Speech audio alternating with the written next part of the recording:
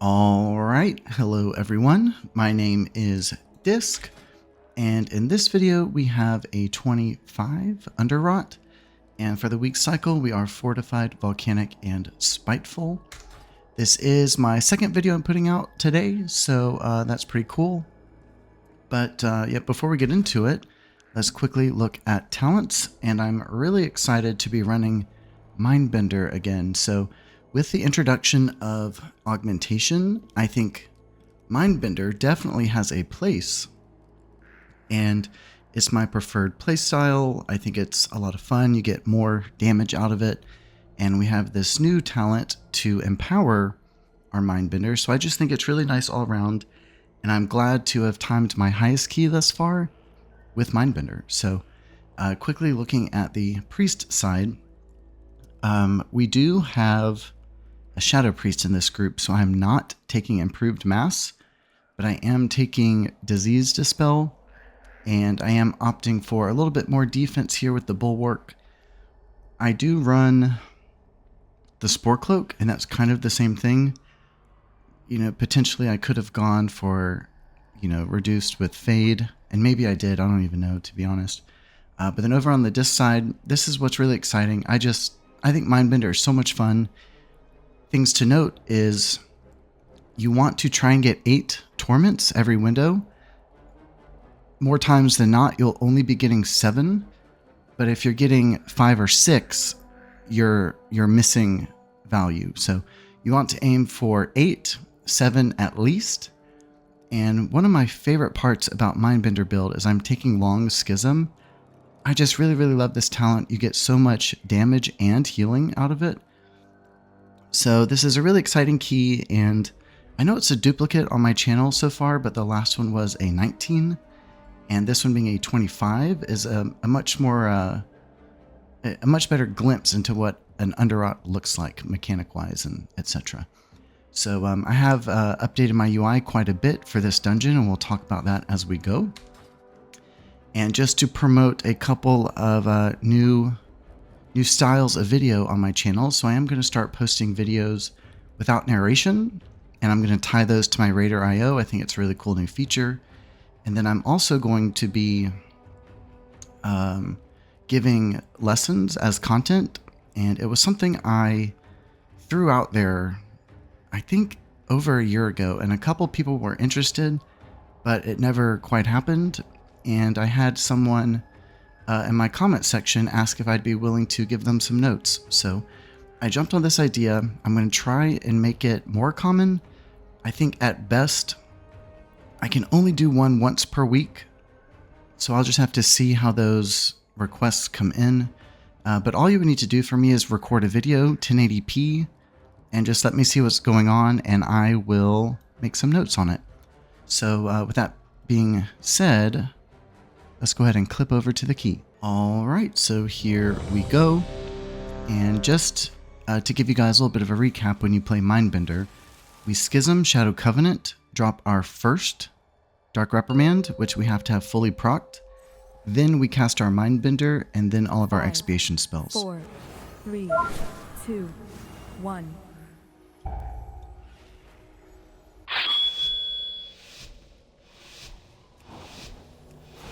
And this first hallway is pretty tricky. It's kind of just a Hail Mary. You have to throw defensives like they're nothing. Yeah, target is definitely going to the Mage. I'm watching for his combustion. And here I'm ramping my Harsh Discipline. Paints up just to be extra defensive. I target the healthiest mob in the Dark Red. And here's our Shadow Covenant. And it kind of sucks that everything was somewhat dead by the time I got Mindbender out, but better late than never. And with all of this haste, if you watch my spells carefully, I actually pick up 9 torments by sending him to the next pack. And in party, you'll see dotted white lines. That is coming from the targeted casts weak aura. And some people don't like it, but after you're charged, I like to grip them, and that kind of just moves them out of the way of the cleave. And all in through here, the Paladin really drops the ball this whole key, to be honest. Freedom is the only thing that will save people from this.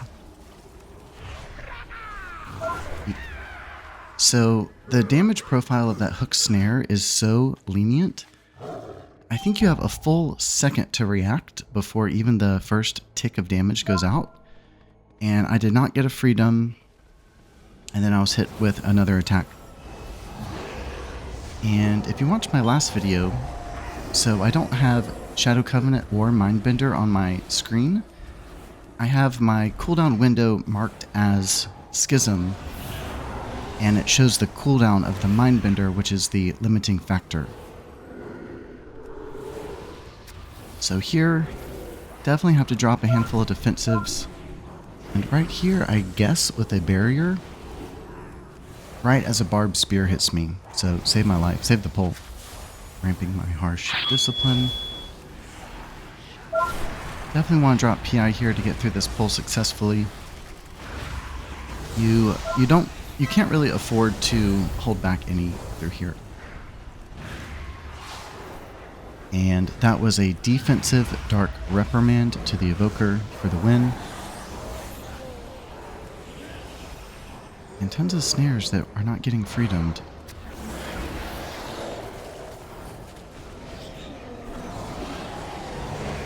And you notice that one is glowing. That is my weak aura to show that I'm being targeted. And on this boss, really not much happens. You just want to pump Mindbender on cooldown. So things to think about is after your Mindbender window, you need to have him back and ready available by the time your Shadow Covenant is available. So you really have to pump your spells like Smite, Mind Blast, Penance. Things like Star and Death don't help the cooldown reduction. So you kind of have to switch priorities a little bit when you're in between Mindbender. And if you see right there on the tank, he has a red part, a pink part. So that is indicating the heal absorb, and that is just a weak aura. So Grid 2 can do that, but I just couldn't figure it out no matter how hard I tried. And then I found a weak aura that does it very simply instead. So yeah, right now my Grid 2 profile is just health and absorbs. That pink thing is a weak aura. I recommend it. It helps for Brackenhide Hollow also. So no one should be getting a heal absorb here. That's part of the problem. We have a lot of kicks being missed. But from the standpoint of a healer, it's your job to kind of help the group recover if something is missed. And right here on the tank, he has a 3-stack. And boom. So I've already counted the seconds, and our Foxes, our Ret Paladin, waits 12 seconds to get the res off. But in a moment like this, the best thing you can do is just immediately go into Rapture, and that saved us. But then the Ret Paladin stood in something, so we kind of had that coming. But if you're a Battle Res class, you have to do that instantly. 12 seconds is just really bad. But I don't think that's his last mistake in here. He was really a carry, to be honest. Okay, so a pull is starting. Immediately I'm thinking I have no atonements, I have no harsh discipline, I have no dots. So we have a lot to do to ramp for our Mindbender. Paints up just to buy a little bit of time. Atonements are out in the group.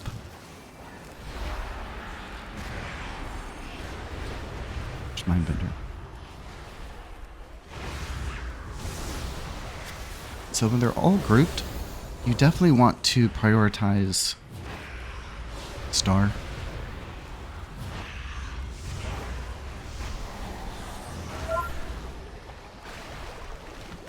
And that was, I think, only a 6 Torment window. Really sad. I could have gotten the 7th, but I missed it.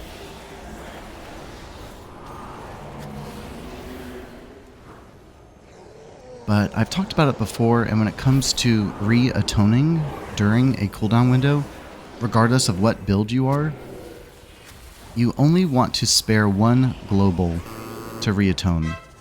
So may that be, most often is a Radiance, but you might also just cast a single shield or a single renew.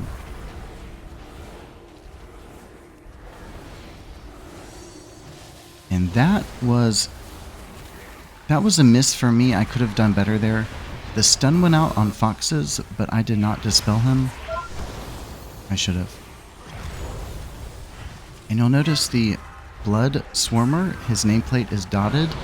That is a new weakar I've uploaded that puts that on the nameplate of our 3 fixate mobs in our dungeons right now. I dispelled that one. But I just think it's... A lot of people have their bigwigs like notify them that it's casting. I don't think that's necessary at all. All you need to know is that you're being targeted and by which one. And I think the dotted line on the nameplate does it all. There was a fear bomb. So all through here, your fear is invaluable. You definitely need to keep it rolling. If you have it up, you should offer it to a pull. I think primarily I try and stop the screeches, and then I just dodge the breaths. The screeches hurt, the breaths don't have to. That's my logic. And I believe both of those pulls were getting 7 torments on all of these, which is really great. I think we get an 8 in here too.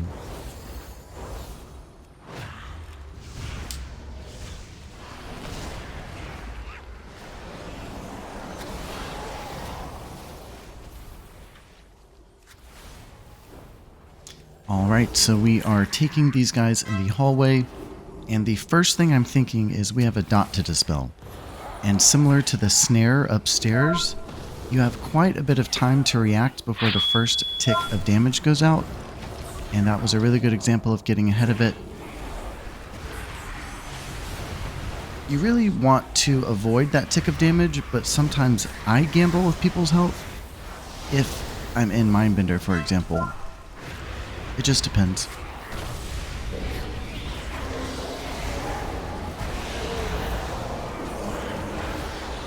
And that looked like a 7 torment.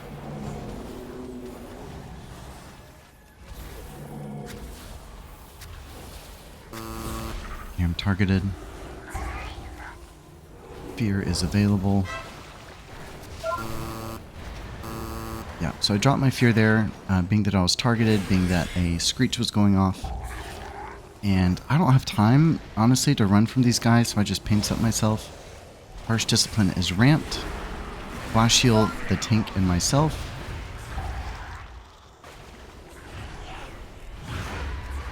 1, 2. Let's see how many I get here.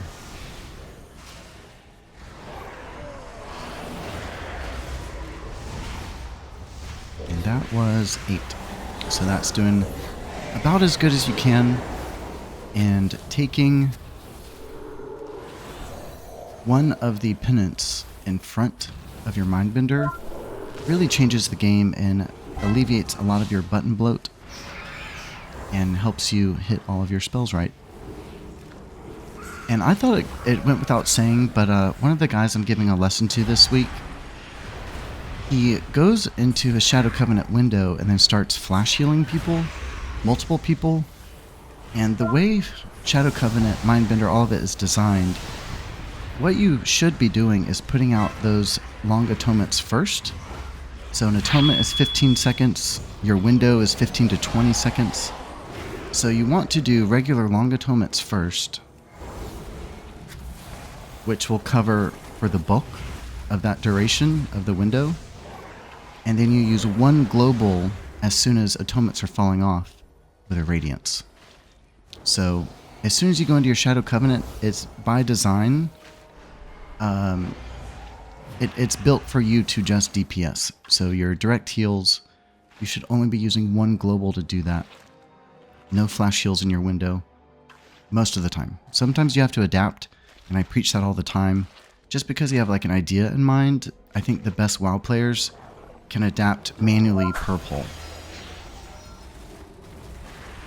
So I'm watching really closely for the Mage's combustion, trying to get full value. And as long as... there's combustion. As long as you play Mindbender instantly on pull, you get 1 round of damage in before the tantrum, and then it is available in time for the first. But in this interim, you see I'm focusing very heavily on farming my cooldown back fresh, and Mindbender is good to go. You always want to kind of position in the middle, and be very aware of whom you're radiancing.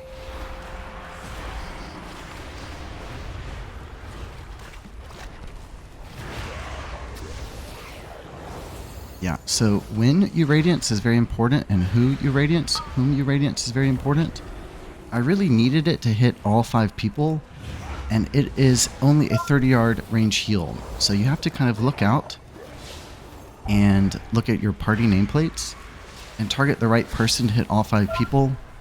In that scenario, I put myself in the middle of all 5 and radianced myself. And for this tantrum, I'm leading with a Rapture to kind of soften the blow of the attack.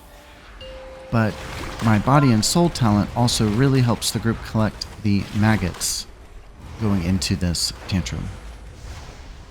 And right there, I think I radianced quite a bit earlier than the last tantrum, but that was because if I waited any longer, I would have lost sight on my 4 allies. So I played it early just to make sure everyone was hit.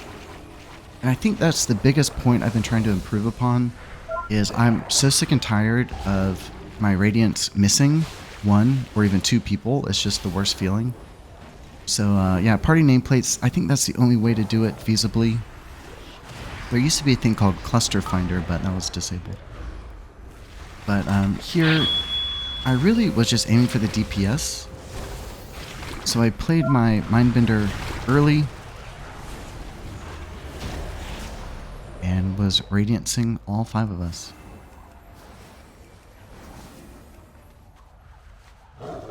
God, I just love Mindbender so much. So I think the last video I made was, I was playing, last week I was playing Aegis build, and I think it's fine. I think it's really helpful in some dungeons, but I just couldn't have been more bored. Playing Mindbender is just so fun to me. So yeah, happy Augmentation is back around, or whatever. A little late on that dot.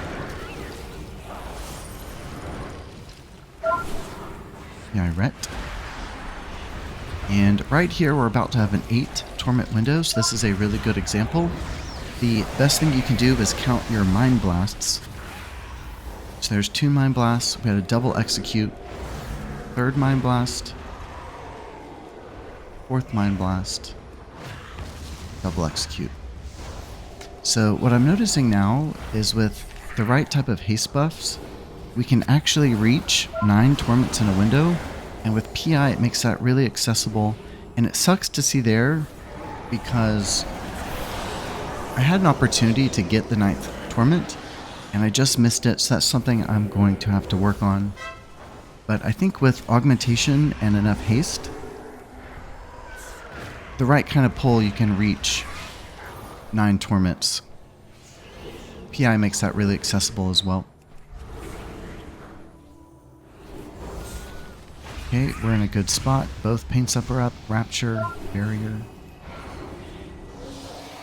These guys are not too much of a problem. You just want to Mindbender.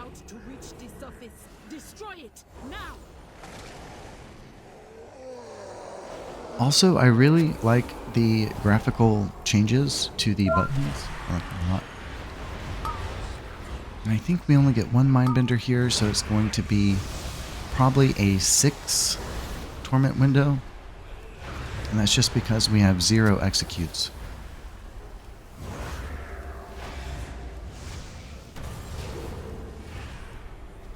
Nice, got that last one. So in watching this back, I could do a lot better with those dispels. I think less than half were quick enough. I think it's bound to happen some, you know, if you're global locked from casting something else. But these guys are fortified, and those dots were ticking for about half a health bar. And on this boss, we really just want to run our Mindbender on cooldown right from the start. And then the second main mechanic we have to watch for pertains to his energy bar. So if you notice, right under my player is that red and black bar. That is his energy. I just rather put it there. That's where I put my casts.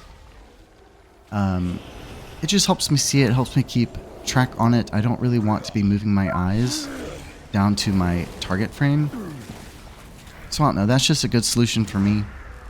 And as the bar is approaching full, we want to rapture. Touch, touch, touch. Okay, yeah, that was a bad time to get hit. So, in my defense, I watched this back. The one that hit me came through the boss, so I honestly couldn't see it. But I think that spooked me, and I get the next. I think I get all the next ones. So let's see. Yeah, you really don't want to get hit. Don't make excuses for getting hit. Just don't get hit. Don't get hit. And I'm in Shadow Covenant. This guy has a disease. That was when I just opted to heal. He was not in any danger. Used a Radiance. Really love those things. And here comes the next attack, which is Barrier. And a word of advice is to lay it kind of early to allow people to get into it. And I gripped the Mage in. He might not have liked that, but it does give him a speed boost. I think it was the right play.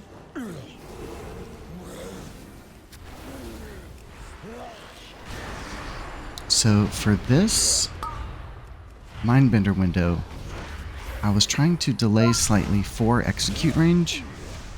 So let's see if I get all 8. Nice and these.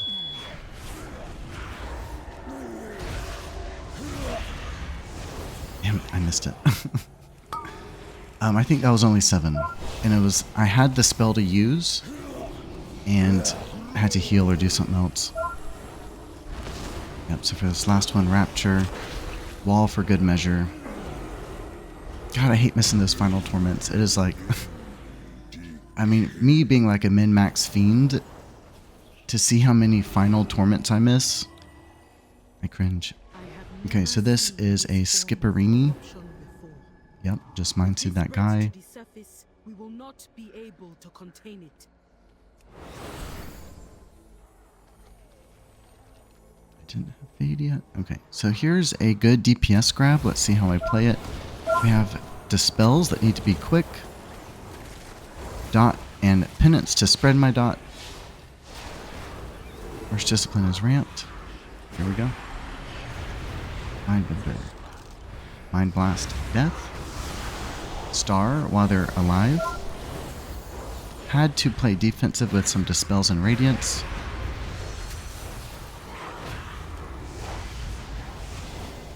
And that was a fat 7 torments, which is really good. Arcane Torrent in this area is amazing because all of these mobs apply shields on themselves. An Arcane Torrent is essentially buying time. Alright, so now we are getting to the Faceless Corruptors. In this final section, I always pay really close attention to my bars to see someone catch a magic debuff, because that means someone got feared. And a fear on anyone can wipe the pull, but you have a moment to catch it and react and save the pull. So the Ret Paladin has died again. And he was slapped by a tentacle standing way up on that hill.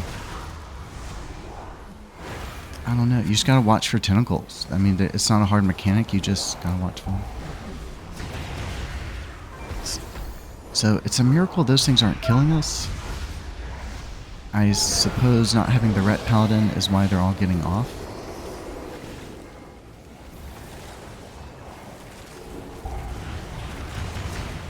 Another really important note is through this area, despite what that worm does, it really doesn't affect my play at all. There's nothing I can do to prevent any of it. The only thing I have turned on with bigwigs is that frontal from the humanoid. So the reason I do that is because all through this section, I know if I hear an audible cue from bigwigs, it means the frontal is casting. So I just find using bigwigs that way to really, it makes the alerts more potent and meaningful rather than just like a humming noise in the background, you know. Okay, so PI's up, Q it for combustion. I focus down the worm first. And again, we're watching for magic dots to hit the group.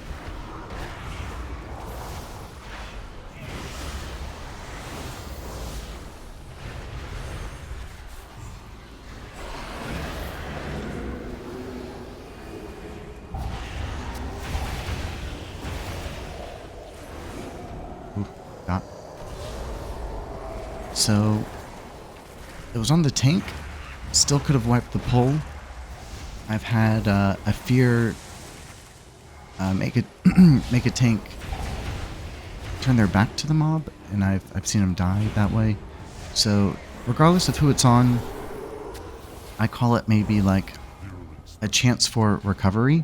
So just because there's a mistake,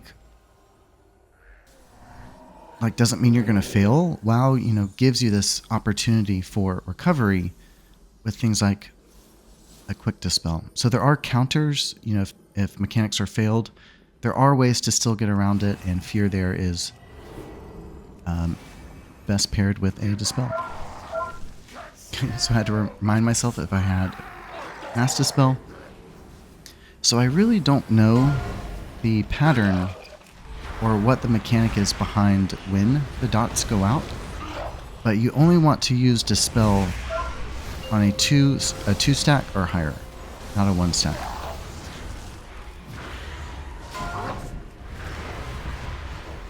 And in a case like that, it's kind of a maybe higher level gaming, I don't know, but I knew a move was coming, so I reached for all of my cast spells first. So I got my Mind Blast out of the way. I was using Smite. So I was doing everything I could, kind of like banking my spells that I can cast while moving for the move. And you don't have any downtime that way.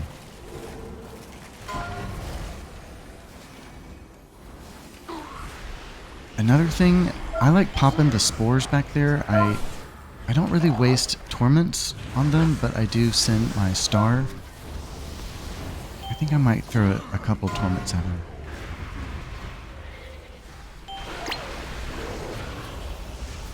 Yep, mass dispel. That was too much. For the most part, I feel like you can heal through the dot. But a mass dispel does help a lot too. And barrier's a great play here. So important when, though, you want to use it immediately after a move to get value.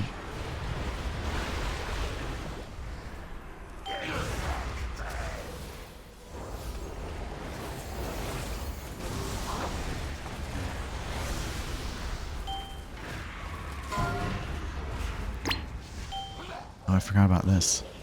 So I got separated. That was spooky. Never forget a single dispel works. And to pick up the recovery, I threw a mass dispel on group. We had a cleanse lined up anyway. Radiant Providence for the win. And just straight healed that bitch. So going into Rapture. It's not as easy to time, but I feel like if you can get your dots cleansed and still have shields running, that puts you in a really good spot.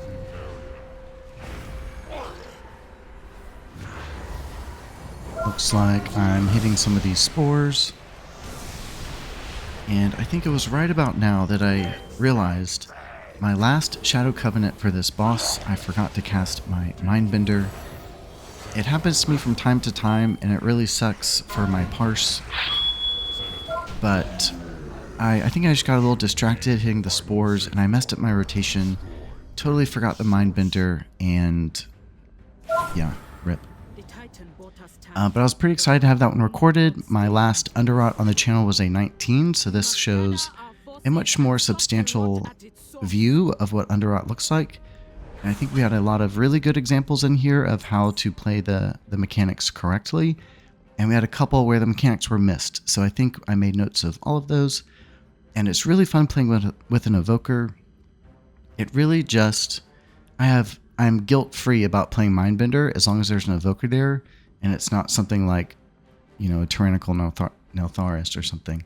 But looking at the damage, so I have been breaching 60k a second, which I think is really good for this spec. That's probably a really high parse.